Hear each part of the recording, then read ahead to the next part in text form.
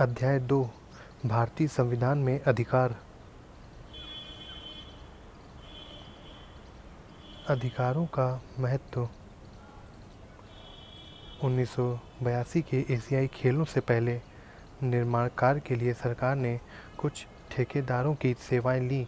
अनेक फ्लाईओवरों और स्टेडियम का निर्माण करना था। इसके लिए ठेकेदारों ने देश के विभिन्न भागों से बड़ी संख्या में गरीब मिस्त्री और मजदूरों की भर्ती की, लेकिन मजदूरों से कामकाज की दयनीय दशा में काम लिया गया।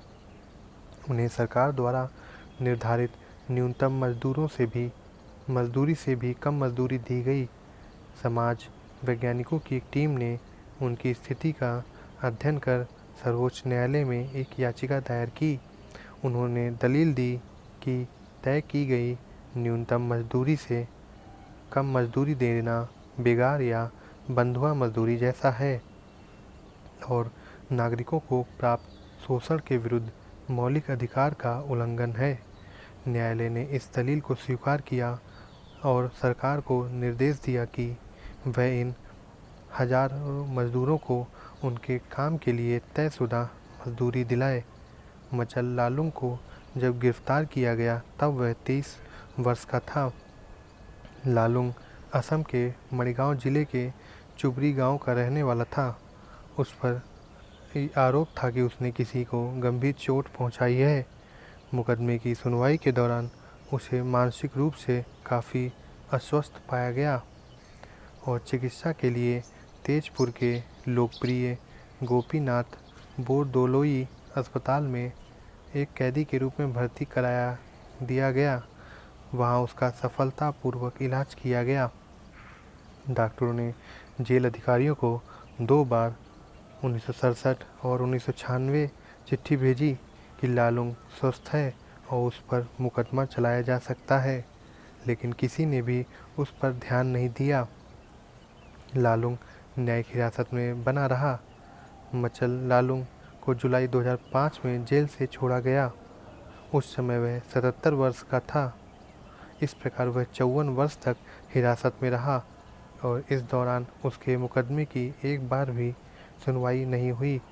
जब राष्ट्रीय मानवाधिकार आयोग द्वारा नियुक्त एक टीम ने राज्य में बंदियों का निरीक्षण किया, तब जाकर लालुंग को स्वतंत्र होने का अवसर मिला। मचल का पूरा जीवन ही व्यर्थ बीत गया क्योंकि उसके मुकदमे की सुनवाई ही ना हो सकी। हमारा संविधान सभी नागरिकों को जीवन और स्वतंत्रता का अधिकार देता है। इसका अर्थ है कि हर नागरिक को अपने मुकदमे की निष्पक्ष और त्वरित सुनवाई का अधिकार है। मचल लालुंग का मामला उस स्थिति का संकेत करता है जब संविधान द्वारा दिए गए अधिकार व्यवहार में प्राप्त नहीं होते। इसी प्रकार पहले उदाहरण में संवैधानिक अधिकारों का उल्लंघन दिखाई देता है, लेकिन उसे न्यायालय में चुनौती दी गई। इससे मजदूरों को उचित मजदूरी मिली जिसके वे हकदार थे। शोषण के विरुद्ध संवैधानिक अधिकार के कारण उन मजदूरों को न्याय मिल सका। अधिकारों का घोषणा पत्र। उपर्युक्त दोनों उदाहरणों से अधिकारों और उन्हें लागू किए जाने का महत्व पता चलता है। इसलिए अधिकतर लोकतांत्रिक देशों में नागरिकों के अधिकारों को संविधान में सूचीबद्ध कर दिया जाता है। प्रजातंत्र में ये सुनिश्चित होना चाहिए कि व्यक्तियों को कौन कौन से अधिकार प्राप्त हैं, जिन्हें सरकार सदैव मान्यता देगी। संविधान द्वारा प्रदान किए गए और संरक्षित अधिकारों की ऐसी सूची को अधिकारों का घोषणा पत्र कहते हैं। अतः अधिकारों का घोषणा पत्र सरकार को नागरिकों के अधिकारों के विरुद्ध काम करने से रोकता है। उसका उल्लंघन हो जाने पर उपचार सुनिश्चित करता है। संविधान नागरिकों के अधिकारों को किससे संरक्षित करता है? नागरिक के अधिकारों को किसी अन्य व्यक्ति या निजी संगठन से खतरा हो सकता है। ऐसी स्थिति में व्यक्ति को सरकार द्वारा सुरक्षा प्रदान किए जाने की आवश्यकता होती है। यह ज़रूरी है कि सरकार व्यक्ति के अधिकारों को सुरक्षा प्रदान करने के लिए प्रतिबद्ध हो। इसके अतिरिक्त सरकार के विभिन्न अंग विधायिका, कार्यपालिका, नौकरशाही या न्यायपालिका अपने कार्यों के संपादन में व्यक्ति के अधिकारों का हनन कर सकते हैं। भारतीय संविधान में मौलिक अधिकार भारतीय स्वतंत्रता आंदोलन के नेताओं ने इन अधिकारों का महत्व समझा था और मांग की थी कि अंग्रेज शासकों को जनता के अधिकारों का आदर करना चाहिए। 1928 में ही मोतीलाल नेहरू समिति ने अधिकारों के घोषणा पत्र की मांग उठाई। अतः यह स्वाभाविक था कि स्वतंत्रता के बाद संविधान निर्माण के दौरान संविधान में अधिकारों का समावेश करने व उन्हें सुरक्षित करने पर सभी की राय एक थी। संविधान में उन अधिकारों को सूचीबद्ध किया गया जिन्हें सुरक्षा देनी थी और उन्हें मौलिक अधिकारों की संज्ञा दी गई। जैसा कि नाम से स्पष्ट है, मौलिक अधिकार अत्यंत महत्वपूर्ण हैं और इसलिए उन्हें संविधान में सूचीबद्ध किया गया और उनकी सुरक्षा के लिए विशेष प्रावधान बनाए गए। वे इतने महत्वपूर्ण हैं कि संविधान स्वयं यह सुनिश्चित करता है कि सरकार भी उनका उल्लंघन ना कर सके। मौलिक अधिकार हमारे अन्य अधिकारों से भिन्न हैं। जहां साधारण कानूनी अधिकारों को सुरक्षा देने और उन्हें लागू करने के लिए साधारण कानूनों का सहारा लिया जाता है, वहीं मौलिक अधिकारों की गारंटी और उनकी सुरक्षा स्वयं संविधान करता है। सामान्य अधिकारों को संसद कानून बनाकर परिवर्तित कर सकती है, लेकिन मौलिक अधिकारों में परिवर्तन के लिए संविधान में संशोधन करना पड़ता है।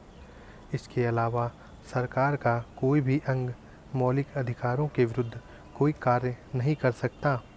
इस अध्याय में हम आगे पढ़ेंगे कि सरकार के कार्यों से मौलिक अधिकारों के हनन को रोकने की शक्ति और इसका उत्तरदायित्व न्यायपालिका के पास है।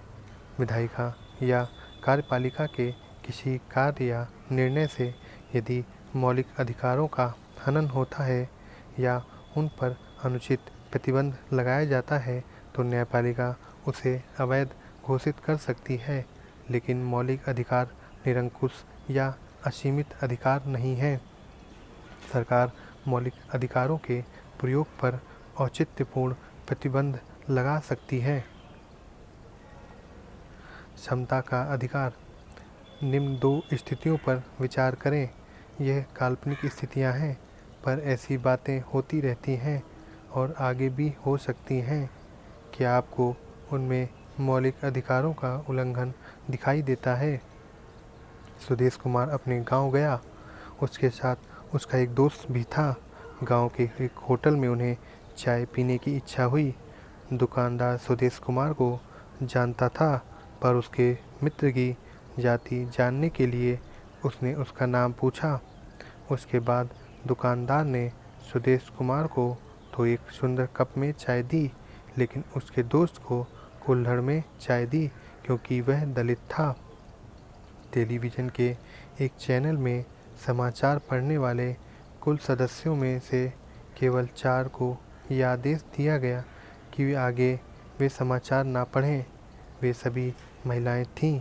इसका कारण यह बताया गया कि वे सभी 45 की उम्र को पार कर चुकी हैं, लेकिन उस अवस्था को पार कर चुके 2 पुरुषों पर यह प्रतिबंध नहीं लगाया गया।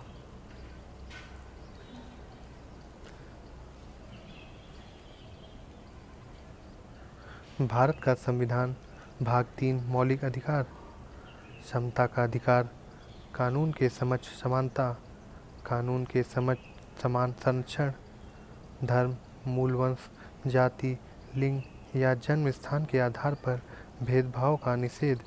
दुकानों, होटलों, कुओं, तालाबों, स्नान घाटों, सड़कों आदि में प्रवेश की समानता, रोजगार में अवसर की समानता, छुआछूत का अंत, उपाधियों का अंत, स्वतंत्रता का अधिकार, व्यक्तिगत स्वतंत्रता का अधिकार, भाषण और अभिव्यक्ति का शांतिपूर्ण ढंग से जमा होने और सभा करने का, संगठित होने का, भारत में कहीं भी आने जाने का, भारत के किसी भी हिस्से में बसने और रहने का, कोई भी पेशा चुनने, व्यापार करने का, अपराधों के लिए दोष सिद्धि के संबंध में संरक्षण, जीवन की रक्षा और दैहिक स्वतंत्रता का अधिकार, शिक्षा का अधिकार, अभियुक्तों और सजा पाए लोगों के अधिकार, शोषण के विरुद्ध अधिकार, मानव के दुर्व्यापार और बंधुआ मजदूरी पर रोक, जोखिम वाले कामों में बच्चों से मजदूरी कराने पर रोक, धार्मिक स्वतंत्रता का अधिकार, आस्था और प्रार्थना की आज़ादी, धार्मिक मामलों के प्रबंधन, किसी विशिष्ट धर्म की अभिवृद्धि के लिए कर अदायगी की स्वतंत्रता, कुछ शिक्षा संस्थाओं में धार्मिक शिक्षा या उपासना में उपस्थित होने की स्वतंत्रता, सांस्कृतिक और शैक्षिक अधिकार, अल्पसंख्यकों की भाषा और संस्कृति के संरक्षण का अधिकार, अल्पसंख्यकों को शैक्षिक संस्थाएं स्थापित करने का अधिकार, संवैधानिक उपचारों का अधिकार, मौलिक अधिकारों को लागू करवाने के लिए न्यायालय में जाने का अधिकार। ये भेदभाव के स्पष्ट उदाहरण हैं। एक में जाति व दूसरे में लिंग के आधार पर भेदभाव किया गया। आपकी राय में क्या ऐसा भेदभाव उचित है? समता का अधिकार ऐसे और अन्य प्रकार के भेदभाव को समाप्त करने का प्रयास करता है।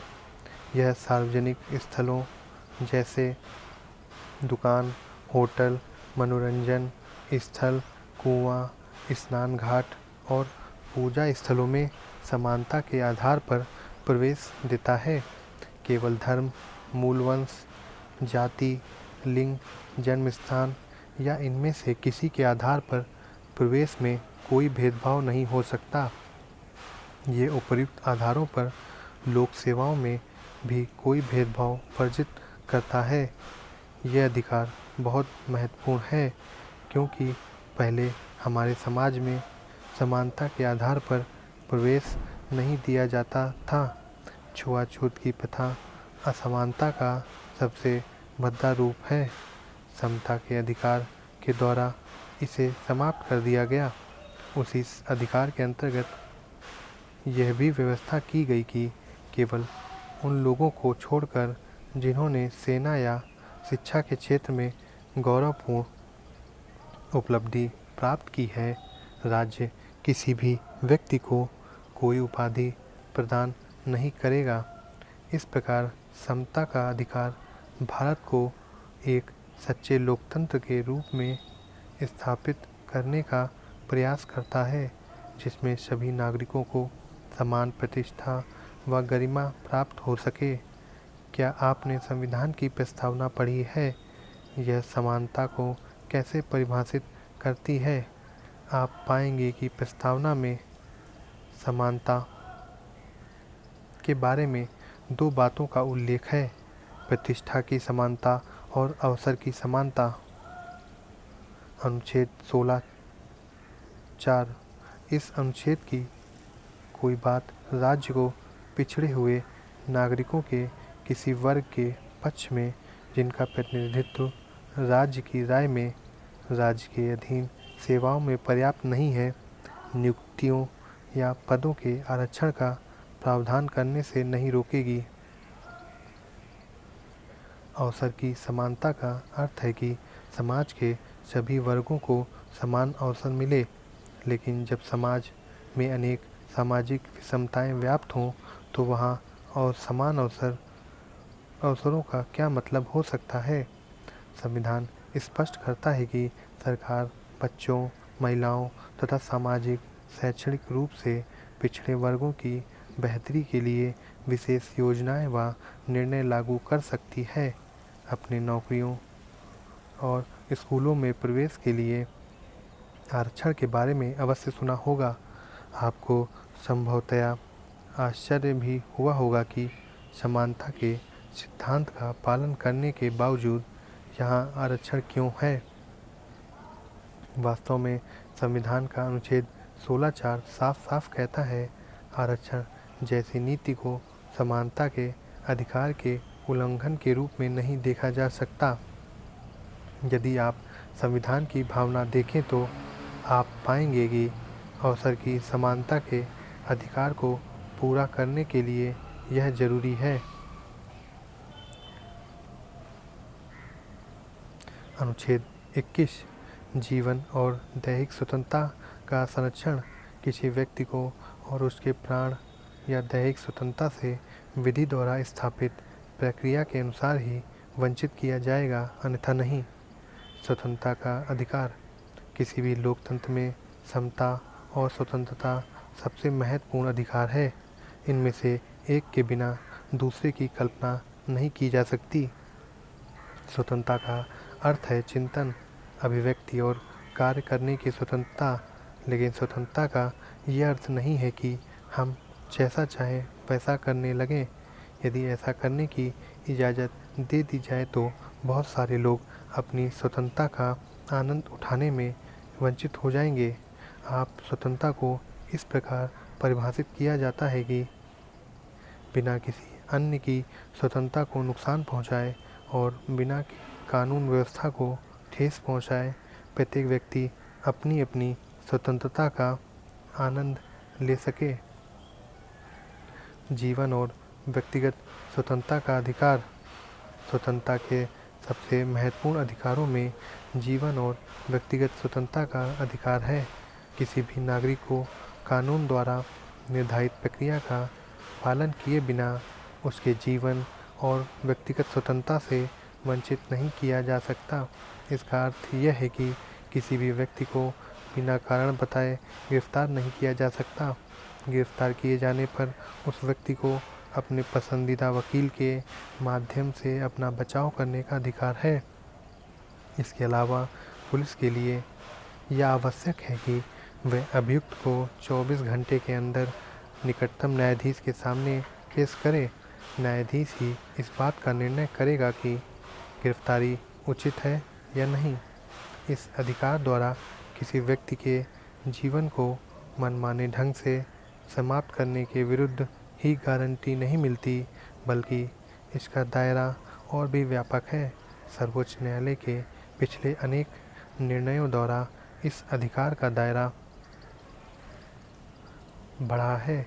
सर्वोच्च न्यायालय के निर्णय के अनुसार इसमें शोषण से मुक्त और मानवीय गरिमापूर्ण जीवन जीने का अधिकार अंतर्निहित है। न्यायालय ने माना कि जीवन के अधिकार का अर्थ है कि व्यक्ति को आश्रय और आजीविका का भी अधिकार हो, क्योंकि इसके बिना कोई व्यक्ति जिंदा नहीं रह सकता।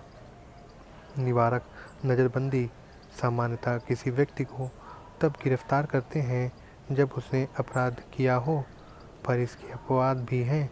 कभी कभी किसी व्यक्ति को इस आशंका पर भी गिरफ्तार किया जा सकता है कि वह कोई गैर कानूनी कार्य करने वाला है, और फिर उसे वर्णित प्रक्रिया का पालन किए बिना ही कुछ समय के लिए जेल भेजा जा सकता है। इसे ही निवारक नज़रबंदी कहते हैं। इसका अर्थ ये हुआ कि यदि सरकार को लगे कि कोई व्यक्ति देश की कानून व्यवस्था या शांति और सुरक्षा के लिए खतरा बन सकता है, तो वह उसे बंदी बना सकती है। लेकिन निवारक नज़रबंदी अधिकतम 3 महीने के लिए ही हो सकती है। 3 महीने के बाद ऐसे मामले समीक्षा के लिए एक सलाहकार बोर्ड के समक्ष लाए जाते हैं।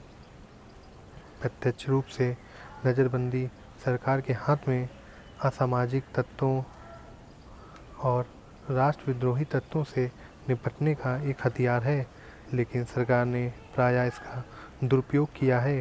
अनेक लोग ये मानते हैं कि इस कानून में कुछ ऐसे सुरक्षात्मक उपाय किए जाने चाहिए जिससे सामान्य नागरिकों के विरुद्ध अन्य किसी कारण से इसके दुरुपयोग को रोका जा सके।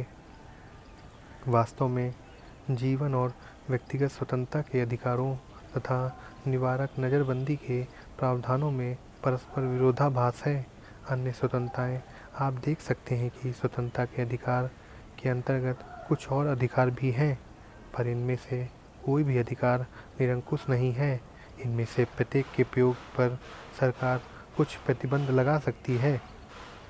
उदाहरण के तौर पर भाषण और अभिव्यक्ति की स्वतंत्रता पर कानून व्यवस्था, शांति और नैतिकता के आधार पर प्रतिबंध लगाए जा सकते हैं। सभा और सम्मेलन करने की स्वतंत्रता का प्रयोग करने पर यह शर्त है कि वह शांतिपूर्ण तथा बिना हथियारों के हो। सरकार किसी क्षेत्र में 5 या 5 से अधिक लोगों की सभा पर प्रतिबंध लगा सकती है। प्रशासन इस शक्ति का आसानी से दुरुपयोग कर सकता है। वह सरकार के किसी कार्य या नीति के विरुद्ध जनता को न्यायोचित विरोध प्रदर्शन करने की अनुमति देने से मना कर सकता है, लेकिन जनता अपने अधिकारों के प्रति सजग और सतर्क हो और प्रशासन के ऐसे कार्यों का विरोध करे तो इसके दुरुपयोग की संभावना कम हो जाती है। संविधान सभा में भी कुछ सदस्यों ने अधिकारों को प्रतिबंधित करने पर असंतोष जताया था। आरोपी या अभियुक्त के अधिकार। हमारा संविधान इसका भी प्रावधान करता है कि उन लोगों को भी पर्याप्त सुरक्षा मिले जिन पर विभिन्न अपराधों के आरोप हों। हम प्रायः ऐसा विश्वास कर लेते हैं कि जिस पर भी किसी अपराध का आरोप लगता है वह दोषी है, लेकिन जब तक न्यायालय किसी व्यक्ति को अपराध का दोषी नहीं ठहराता तब तक उसे दोषी नहीं माना जा सकता। यह भी जरूरी है कि किसी अपराध के आरोपी को स्वयं को बचाने का समुचित अवसर मिलना चाहिए। न्यायालय में निष्पक्ष मुकदमे के लिए संविधान 3 अधिकारों की व्यवस्था करता है।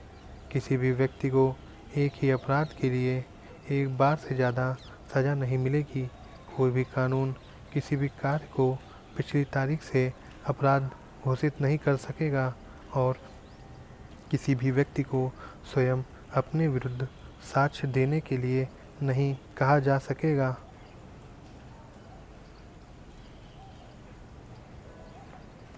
शोषण के विरुद्ध अधिकार। अपने देश में करोड़ों लोग गरीब, दलित, शोषित और वंचित हैं या लोगों के द्वारा उनका शोषण हो सकता है। ऐसे शोषण को हम अपने देश में बेगार या बंधुआ मजदूरी के रूप में जानते हैं। इस प्रकार के एक शोषण में लोगों को दास के रूप में खरीदा और बेचा जाता था।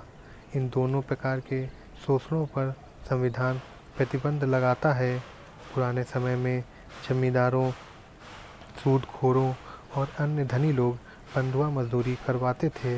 देश में अभी भी खास तौर से भट्टे के काम में बंधुआ मजदूरी करवाई जाती है।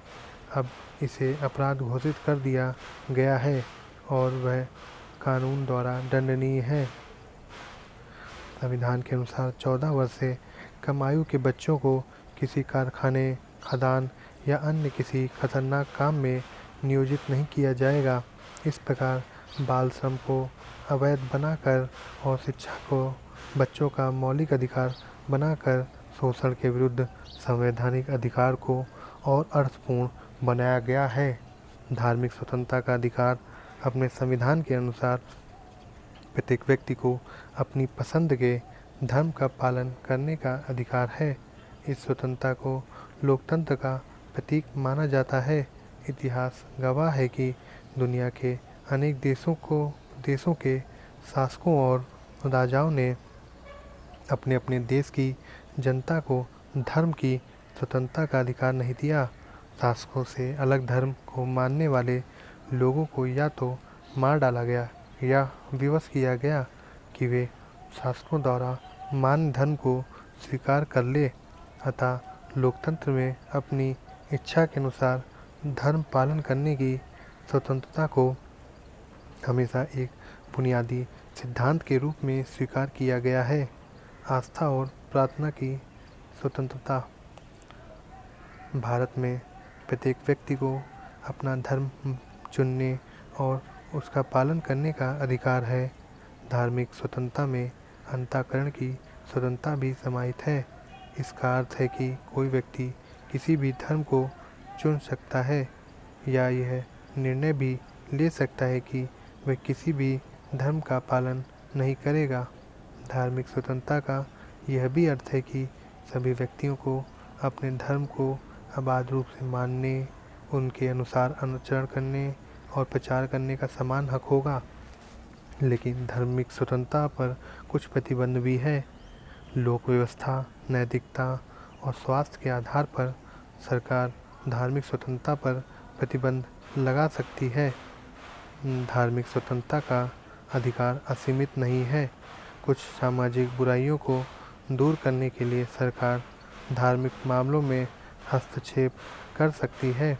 उदाहरण के तौर पर सरकार ने सती प्रथा, एक से अधिक विवाह और मानव बलि जैसी कुप्रथाओं पर प्रतिबंध के लिए अनेक कदम उठाए हैं। ऐसे प्रतिबंधों को धार्मिक स्वतंत्रता के अधिकार में हस्तक्षेप नहीं माना जा सकता। धार्मिक स्वतंत्रता के अधिकार पर नियंत्रण लगाने से विभिन्न धर्म के मानने वाले और सरकार के बीच अक्सर ही तनावपूर्ण स्थितियां पैदा होती हैं। जब भी किसी धार्मिक समुदाय के कुछ क्रियाकलापों पर सरकार नियंत्रण लगाती है तो उस समुदाय के लोग यह महसूस करते हैं कि वह उनके धर्म में एक हस्तक्षेप है। एक अन्य कारण से भी धार्मिक स्वतंत्रता राजनीतिक विवाद का विषय बन जाती है। संविधान ने सभी को अपने धर्म का प्रचार करने की स्वतंत्रता दी है। इसमें लोगों को एक धर्म से दूसरे धर्म में परिवर्तन के लिए मनाने का अधिकार भी शामिल है। लेकिन कुछ लोग धर्म परिवर्तन का विरोध करते हैं। उनका मानना है कि धर्मांतरण भय या लालच के आधार पर कराए जाते हैं। संविधान भी जबरन धर्म परिवर्तन की इजाज़त नहीं देता। वह हमें केवल अपने धर्म के बारे में सूचनाएं प्रसारित करने का अधिकार देता है, जिससे हम दूसरों को अपने धर्म की ओर आकर्षित कर सकें। सभी धर्मों की समानता।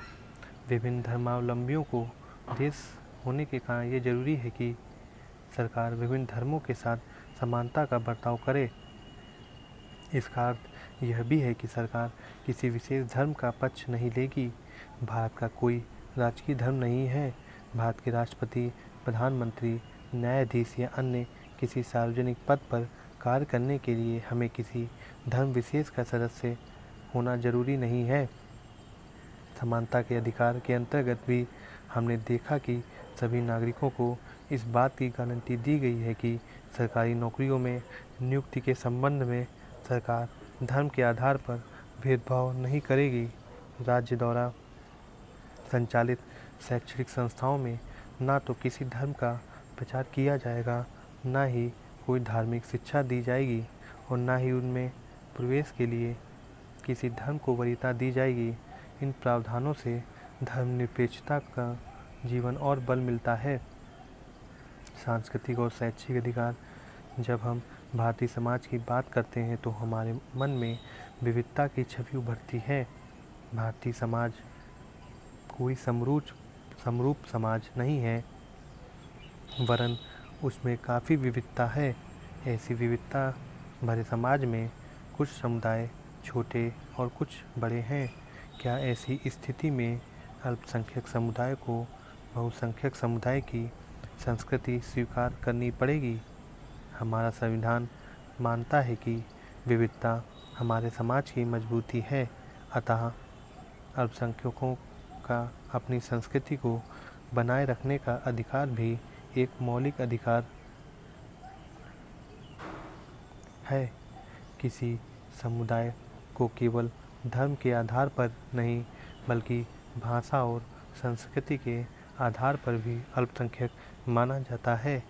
अल्पसंख्यक वह समूह है जिनकी अपनी एक भाषा या धर्म होता है और देश के किसी एक भाग में या पूरे देश में संख्या के आधार पर वे किसी अन्य समूह से छोटा है।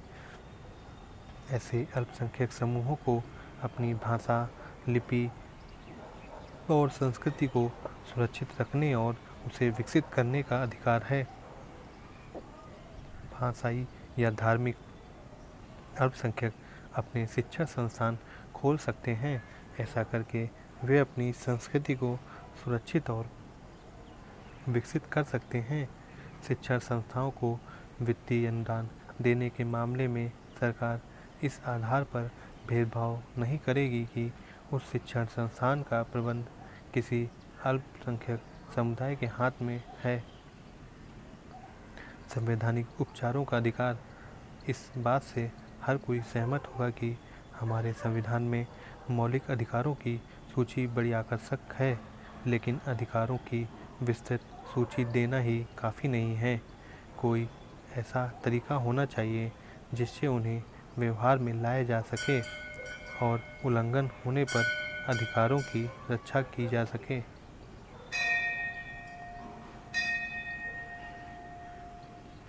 संवैधानिक उपचारों का अधिकार वह साधन है जिसके द्वारा ऐसा किया जा सकता है। डॉक्टर अंबेडकर ने इस अधिकार को संविधान का हृदय और आत्मा की संज्ञा दी। इसके अंतर्गत हर नागरिक को यह अधिकार प्राप्त है कि वह अपने मौलिक अधिकारों के उल्लंघन किए जाने पर सीधे उच्च न्यायालय या सर्वोच्च न्यायालय जा सकता है।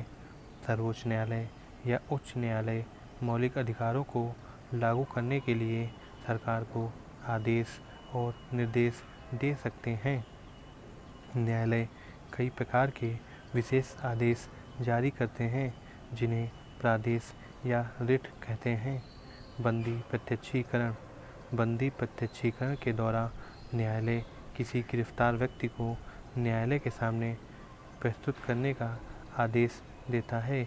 यदि गिरफ्तारी का तरीका या कारण गैर कानूनी या असंतोषजनक हो तो न्यायालय गिरफ्तार व्यक्ति को छोड़ने का आदेश दे सकता है।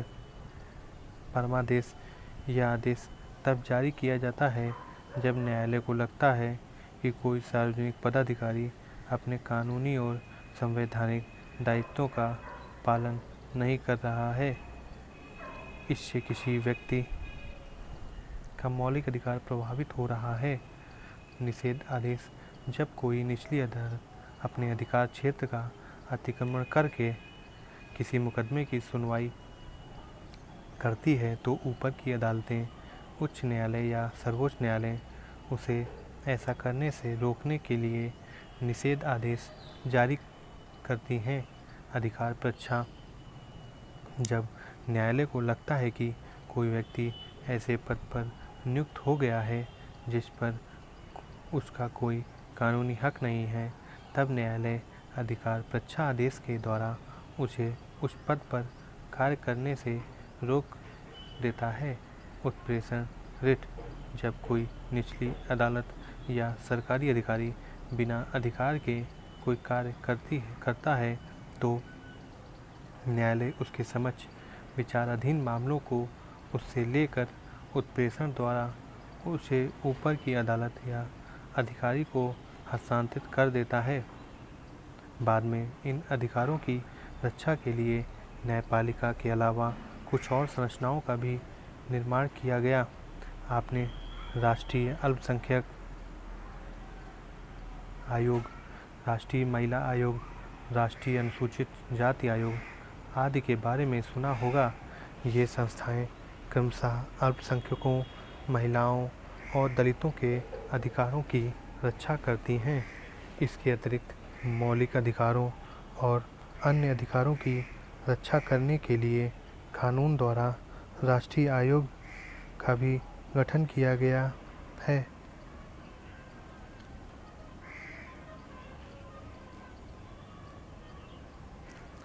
राज्य के नीति निर्देशक तत्व। संविधान निर्माताओं को पता था कि स्वतंत्र भारत को अनेक चुनौतियों का सामना करना पड़ेगा। इसमें सभी नागरिकों में समानता लाना और सबका कल्याण करना सबसे बड़ी चुनौती थी। उन लोगों ने यह भी सोचा कि समस्याओं को हल करना के लिए कुछ नीतिगत निर्देश जरूरी हैं, लेकिन इसके साथ ही वे नीतियों को भावी सरकारों के लिए बाध्यकारी भी नहीं बनाना चाहते थे। संविधान में कुछ निर्देशक तत्वों का समावेश तो किया गया, लेकिन उन्हें न्यायालय के माध्यम से लागू करने की व्यवस्था न्यायालय सरकार को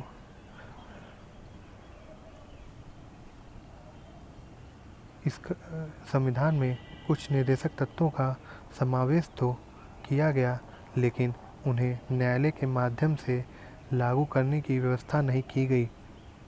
इसका अर्थ यह हुआ कि यदि सरकार किसी निर्देश को लागू नहीं करती तो हम न्यायालय में जाकर यह मांग नहीं कर सकते कि उसे लागू करने के लिए न्यायालय सरकार को आदेश दे।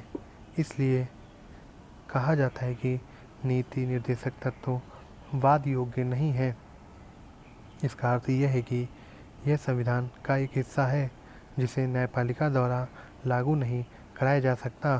संविधान निर्माताओं का मानना था कि इन निर्देशक तत्वों के पीछे जो नैतिक शक्ति है वह सरकार को बाध्य करेगी कि सरकार नीति निर्देशक तत्वों को गंभीरता से ले। इसके अलावा वे ऐसा भी समझते थे कि जनता उन्हें लागू करने की जिम्मेदारी भावी सरकारों पर डालेगी। अतः संविधान में ऐसी नीतियों की एक निर्देशक सूची रखी गई है। निर्देशों की उस सूची को राज्य के नीति निर्देशक तत्व कहते हैं। नीति निर्देशक तत्व क्या हैं? नीति निर्देशक तत्वों की सूची में 3 प्रमुख बातें हैं। वे लक्ष्य और उद्देश्य जो एक समाज के रूप में हमें स्वीकार करने चाहिए।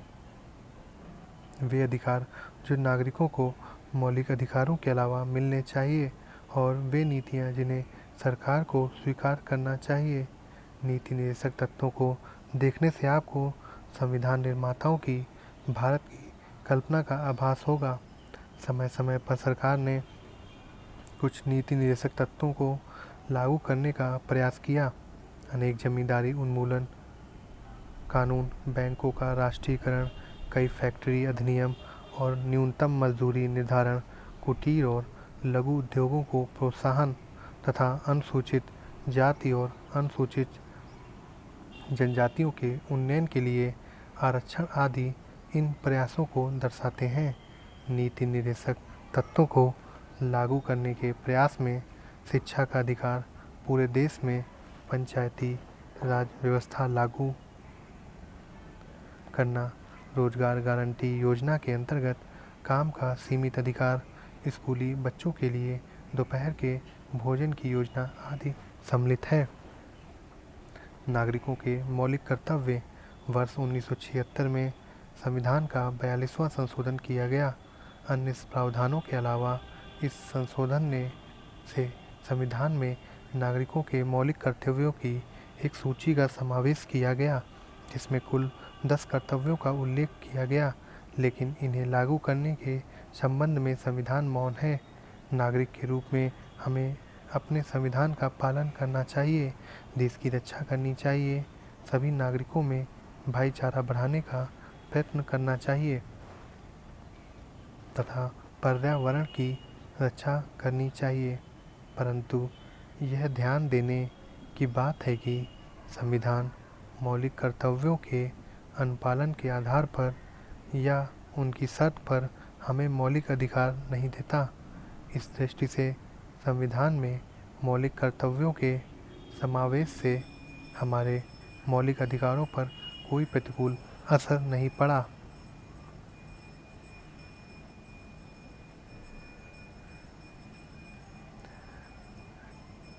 कहाँ पहुँचे, क्या समझे? ऐसा अनुमान है कि भारत में लगभग 30 लाख लोग शहरों में बेघर हैं। इनमें से 5% लोगों के लिए रात में सोने की जगह भी नहीं है। इनमें सैकड़ों बूढ़े और बीमार बेघर लोगों की जाड़े में शीतलहर से मृत्यु हो जाती है। उन्हें निवास का प्रमाण न दे पाने के कारण राशन कार्ड या मतदाता पहचान पत्र नहीं मिल पाते। इसके अभाव में उन्हें ज़रूरतमंद मरीजों के रूप में सरकारी मदद भी नहीं मिल पाती। इसमें एक बड़ी संख्या में लोग दिहाड़ी मजदूर हैं, जिन्हें बहुत कम मजदूरी मिलती है। वे मजदूरी की तलाश में देश के विभिन्न हिस्सों में शहर में आते हैं। आप इन तथ्यों के आधार पर संवैधानिक उपचारों के अधिकार के अंतर्गत सर्वोच्च न्यायालय को एक याचिका भेजें।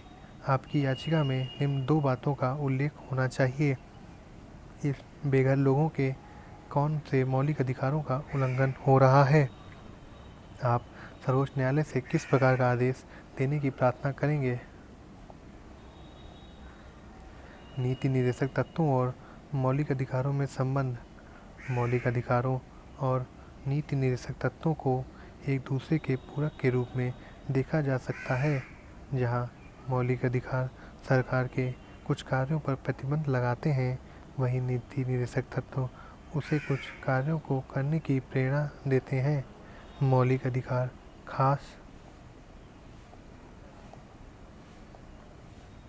तौर से व्यक्ति के अधिकारों को संरक्षित करते हैं, पर नीति निर्देशक तत्व पूरे समाज के हित की बात करते हैं।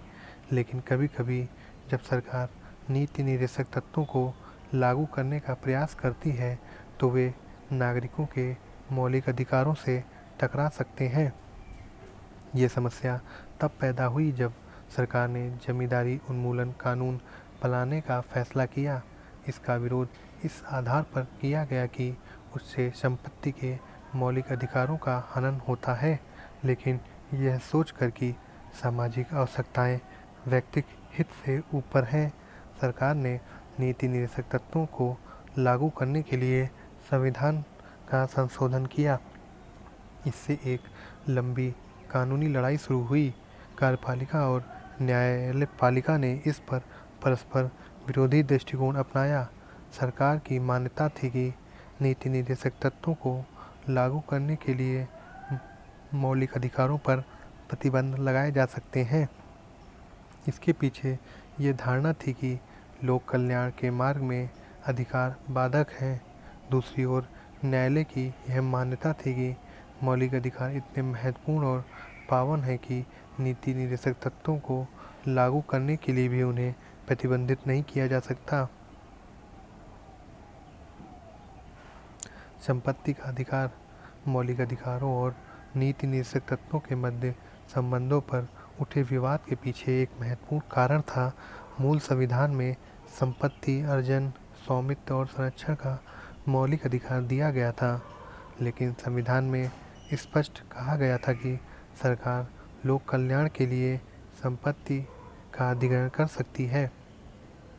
1950 से ही सरकार ने अनेक ऐसे कानून बनाए जिससे संपत्ति के अधिकार पर प्रतिबंध लगा।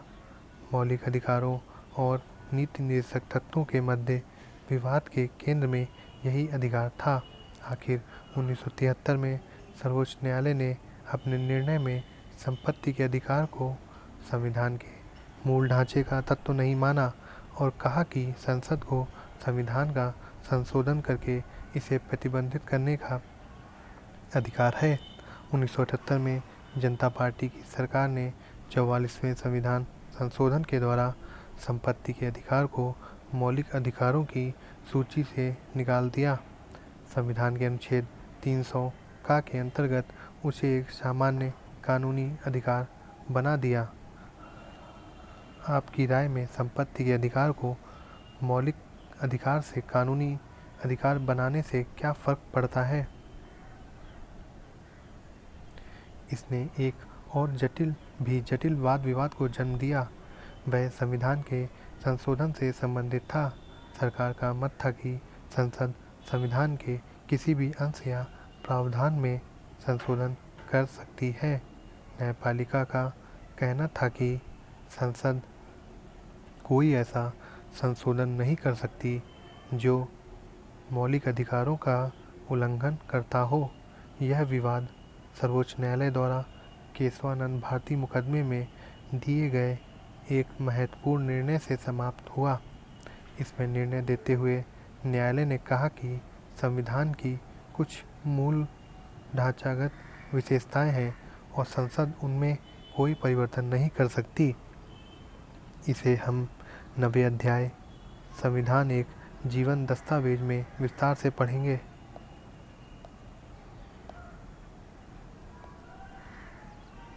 निष्कर्ष। महाराष्ट्र के क्रांतिकारी समाज सुधारक ज्योतिबा राव फूले 1827 से 90 की रचनाओं में हमें सर्वप्रथम यह विचार प्राप्त होता है कि अधिकारों में स्वतंत्रता और समानता दोनों ही निहित हैं।